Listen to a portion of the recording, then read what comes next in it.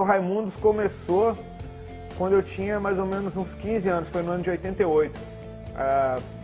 Os amigos da rua, eu e o Digão, a gente morava um na casa de frente pro outro, vivia junto e, começamos a tocar. Ele tinha uma banda que chamava Filhos de Mengele, uma banda muito conceituada no cenário punk rock de Brasília, e eles ensaiavam na casa dele.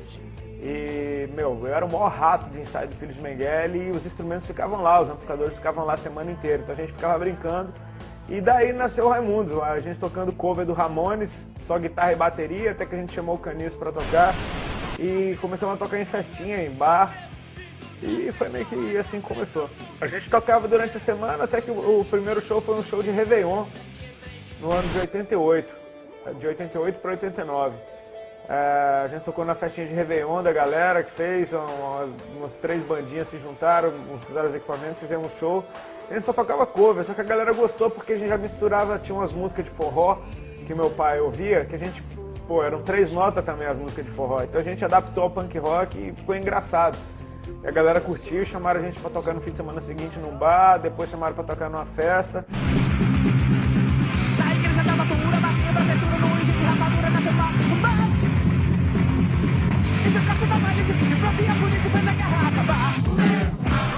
Aí as coisas começaram a fluir, a gente gravou uma fita demo, que começou a tocar na rádio, começou a vender nos shows, tinha uma loja no Conica, que era um lugar visitado pela galera de banda, que a fita demo começou a vender bem lá, e essa fita demo chegou em São Paulo. O Fred tinha uma visão mais profissional da coisa, ele começou meio que a administrar esse lado mais empresarial, assim, que a gente não tinha o menor, a gente só queria tocar mesmo. Então foi legal a entrada dele porque deu um certo profissionalismo e, abriu pós. A gente chegou em São Paulo e a nossa fita chegou na mão do Miranda, que trabalhava na Showbiz, que foi fazer a cobertura do CD do Titãs, que estavam a fim de lançar um selo, e a nossa fita estava na mão dos caras quando eles tiveram essa ideia. Então a gente foi a primeira banda contratada do selo Banguela, e já no primeiro CD, tinha uma distribuição, tinha a Warner por trás do selo, o Titãs dando o aval do selo. E as coisas fluíram, era uma banda muito inusitada, não tinha nada parecido no cenário brasileiro, então chamou a atenção por isso. Era uma banda de galera falando besteira. Na real era essa, era um desabafo de uma molecada que, chegava no microfone e falava tudo aquilo que eu queria ter falado e não tinha coragem. Então, e cantava muito rápido e ninguém entendia nada, minha dicção era meio esquisita. Então o nego só entendia palavrão mesmo. Minha cunhada,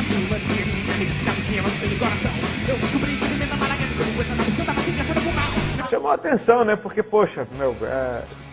os caras estavam fazendo tudo ao contrário. Quando as bandas aliviavam pra tocar na rádio, a gente tocava pesado. Quando o nego tocava devagar pra entender a letra, a gente tocava mais rápido. Quando o nego fazia uma letra mais pop pra entrar nas rádios, a gente só cantava besteira e palavrão. Então, era tudo ao contrário e começou a chamar a atenção do povo. A gente caiu de cara num selo que tinha muito respeito por conta do Titãs, que estava por trás do selo, e muita força por causa da Warner, que é uma multinacional, né, uma major, e, eles têm entrada em todas as rádios, têm entrada em todas as lojas de CD, a distribuição é Brasil inteiro. A MTV meio que adotou a gente, a MTV era a nossa casa, a gente vivia lá, amigo de todo mundo. Então, assim, a gente teve muita exposição na mídia mesmo, assim, a galera mais punk mesmo torcia o nariz geral pro Raimundos, porque falar, esses caras são os vendidos, os caras vão em tudo quanto é canto. Mas a gente queria entrar em tudo quanto é canto mesmo, ia na Xuxa, ia no Faustão, ia até no Gugu a gente já foi, cada programa mais lixo que o outro a gente ia. Tava nem aí, a gente queria ir aí, parecia uma banda de uns doidos que, tocavam pesado, mas queriam ir em todo canto, sabe, aquele negócio. A gente passou tanto tempo penetrando nas festas em Brasília, não era convidado pra nenhuma, que quando a gente começou a ser convidado, a gente foi a todas, sabe? Tudo era novo, né? E aí começou a entrar um dinheirinho, o primeiro CD vendeu, vendeu 100 mil cópias em poucos meses, que era disco de ouro na época. Os shows começaram a encher, começamos a fazer a agenda mais cheia. A gente tinha um empresário na época meio bizonho, ele deu um mó tombo na gente várias vezes, assim, a gente era muito inocente, sabe? Mas começou a entrar um dinheiro, isso daí é natural numa banda que começa a ser exposta demais, fazer muito show, muita agenda, vender muito CD, isso tudo dá receita, né? Mas era uma bagunça terrível, cara, isso daí poderia ter tido consequências desastrosas. Mas aquele negócio, sabe, sexo, droga e rock and roll, vivi isso com intensidade, assim. Era uma coisa completamente fora do normal, fora de uma vida num cara normal da minha idade. Era um negócio absurdo. E eu gostava muito da doideira, né? Eu falei, meu, quanto mais melhor, eu tava nem aí.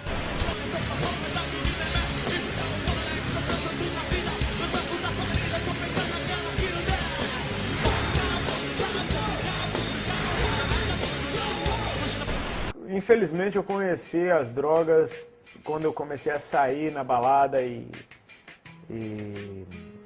meu, com 13 anos eu já fumava maconha, cheirava cola, bebia, cheirava loló. Se aparecesse cocaína eu dava um tiro. Era um negócio que o meio que eu andava na noite ali rolava. E parece que fazia parte da cultura, né? Assim, então eu estava envolvido naquilo ali. E comecei a cantar o que eu vivia, e quanto mais eu cantava aquilo ali, mais eu vivia, e quanto mais eu vivia, mais eu cantava, quanto mais eu cantava, mais eu vivia. Era uma bola de neve, assim, sinistra, uma confusão que só foi crescendo, né? O rock é uma música muito legal, mas a atitude é completamente destrutiva. E a atitude, a cultura daquilo ali era ficar doido, era, aproveitar a mulherada, era aquela loucura toda. Então, assim, você estava inserido num contexto onde isso era o normal. Aliás, eu era pago para isso. Eu era pago para ser o mais doido possível. Então era uma coisa muito complicada, muito negativa e, eu podia ter morrido se não fosse Deus na minha vida. Mas eu não tenho exame para provar. Nesse meio você tá ligado que precisa de documento para tudo, né? Eu não fiz um exame antes para saber o que eu tinha, nem fiz um exame depois para saber o que eu não tinha. Mas eu sei que eu tinha porque eu tinha caroço no corpo, eu tinha dor de estômago que não acabava, uma magreza acelerada. Um histórico familiar terrível e, depois que oraram por mim, a pessoa que orou por mim disse, Deus está te curando de um câncer no teu estômago. No outro dia eu não tinha mais sintoma nenhum, não tinha mais dor de estômago, em 2 dias eu não tinha mais caroço nenhum e passei a engordar e ganhei 19 quilos. Ou seja, pelo que eu experimentei, eu sei que eu tinha alguma coisa e sei que eu não tinha mais. E eu sei que o que eu tinha, os sintomas que eu tinha, poderiam ser completamente de um câncer. E eu creio nisso, que Deus me curou. E porque meu corpo reagiu, me tornei uma pessoa saudável. Só quem estava do meu lado sabia, minha mulher sabia, ela via os caroços no meu corpo e viu eles sumirem. Ela sabia que eu tinha dor de estômago, viu a dor passar, ela viu que eu estava magro, viu eu engordar. Então, assim, é uma coisa meio subjetiva. E, eu experimentei um milagre, né? Nunca tinha experimentado algo dessa maneira, dessa magnitude. Foi algo que mexeu muito com todos os meus valores e meus conceitos. Porque eu me toquei que Deus existe, que Ele é real, que Ele vive e que Ele não faz acepção de pessoas e que o Deus Criador dos céus e da terra, maior do que tudo, todo-poderoso, resolveu me tocar naquele dia. Eu comecei a buscar Ele cada vez mais para entender o que estava acontecendo, porque eu me apaixonei por Jesus. Eu falei, cara, tudo que eu vivi não me trouxe paz, não me trouxe alegria, não trouxe felicidade. Na época que eu fui curado, foi no ano de 2001, e nessa época eu estava vivendo a pior fase da minha vida. E eu estava no auge da carreira, com maior grana no banco, com tudo que eu queria, respeito por todo canto que eu ia. Então, assim, foi uma época de revolução na minha vida mesmo. E quando Deus entrou na minha vida, cara, eu comecei a ser transformado. Consegui largar as drogas, Ele me deu força e em 1 mês que eu tinha aceitado Jesus, eu larguei as drogas por completo. Poxa, recebi muita transformação, me noivei e assim, eu vi que algumas coisas na minha vida estavam acontecendo, eu entendi que eu tinha um futuro.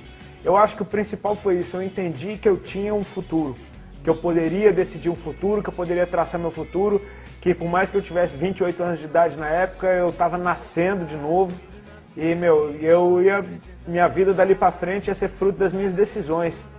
Deus, Ele tem os melhores planos para mim, mas se eu não acreditar nele, se eu não for atrás, eu não vou viver. E quando a turnê do Raimundos acabou, cara, eu entendi que era um ciclo na minha vida que estava acabando. Muita coisa tinha mudado naqueles 6 meses que eu estava com Jesus e eu falei, eu acho que vale a pena acreditar naquele que, mexeu no meu corpo e eu sei disso. Eu acho que vale a pena acreditar naquele que transformou meus valores e me fez feliz. E me chamaram de doidão a vida inteira, mas eu acho que a maior doideira que eu fiz foi essa mesmo, de chegar e, na frente de todo mundo, jogar uma banda no auge, no mato, e e partir para cima. Meu, quero mais é a face do Senhor, quero mais é conhecer Ele e servir a Ele.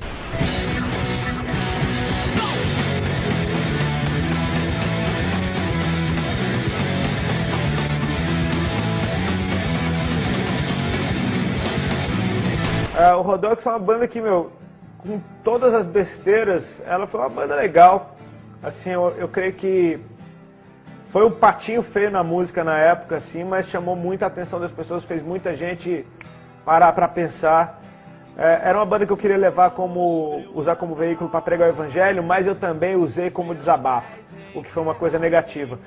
Tinha muita mágoa nas músicas, muita resposta, muita necessidade de afirmação. Tinha um peso que não era gostoso. Não estou falando peso de música, não. Estou falando um peso mesmo, assim, de ranço, que não era gostoso. Hoje eu não consigo ouvir nenhuma música do Rodox, porque, meu, me lembra uma época muito triste, assim, porque eu estava trabalhando tanto ataque, tanta crítica, tanto ódio vindo das pessoas para cima de mim, coisa que eu nunca tinha experimentado na vida. E o Rodox, meu, se formou em 2002. O primeiro CD acho que saiu em 2002, 2003. A gente chegou a gravar 2 CDs. E a banda, ninguém da banda era cristão, eles gostavam do som, gostavam da parada de estar na banda, mas não tinham os mesmos ideais que eu. E naturalmente eu fui mergulhando cada vez mais no Evangelho, na obra de Deus, e eles foram cada vez mais querendo as coisas do mundo. Então, assim, naturalmente a gente se separou. Não, parece que foi um replay de quando eu saí do Raimundos. Quando eu saí do Rodox foi a mesma barulheira, a mesma gritaria, a mesma internet detonando, mesmos veículos de imprensa metendo malho, só que meio que já tava tipo, pô, vocês se repetem pra caramba. Eu queria levar o evangelho, mas tinha aquela raizinha de querer, meu, mostrar que o Rodox era melhor que o Raimundos. Eu acho, na minha opinião, musicalmente era muito melhor do que o Raimundos. Eu acho, porque pô, os músicos eram muito melhores, as músicas muito mais trampadas, o som era mais sério, sabe? Tipo, era uma coisa que eu não tinha vergonha de ouvir na rua, como eu tinha vergonha de ouvir o Raimundos. Eu não tinha vergonha de botar pra minha mãe ouvir, como eu tinha vergonha de pôr o Raimundos. Então, assim, era um negócio que era mais eu do que o Raimundos. Mas aquilo ali também era uma grande vaidade minha, sem dúvida alguma. Vaidade, tudo aquilo ali era vaidade, meu.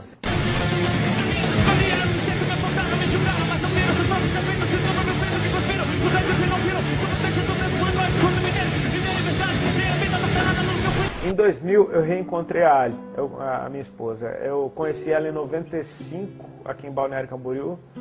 E em 2000 a gente se reencontrou, ela foi morar comigo em São Paulo, os dois, cada um mais louco que o outro. E naturalmente com a nossa vida de loucura junto, a gente se piorou muito, começamos a viver um inferno. E aí no meio daquele terror todo, a Ali começou a buscar a Deus. E ela começou a se converter em casa mesmo, com as irmãs que oravam por ela, até que essas mulheres de Deus foram orar lá em casa e eu fui pego numa dessas aí. Deus me pegou, né? Numa dessas aí. Ela, sem dúvida, foi a pessoa que trouxe Deus para dentro da minha casa. Hoje eu tava andando na rua e eu e minha mulher, a gente foi dar uma voltinha de carro, fomos até a Praia Brava e quando a gente volta ali do morro, a gente tem um visual da cidade, ela falou, olha a cidade que a gente mora. Eu falei, poxa, glória a Deus, cara, eu amo esse lugar, né? Esse lugar é especial demais, é muito gostoso viver aqui. É um lugar muito abençoado e é de se espantar que uma cidade tão pequena tenha tanto respaldo a nível nacional. As pessoas conhecem Balneário Camboriú, todo mundo que ouve falar sabe que é uma cidade muito legal. Eu creio que ainda vai crescer muito isso aqui e eu sei que é uma cidade que está nos planos de Deus aí sim.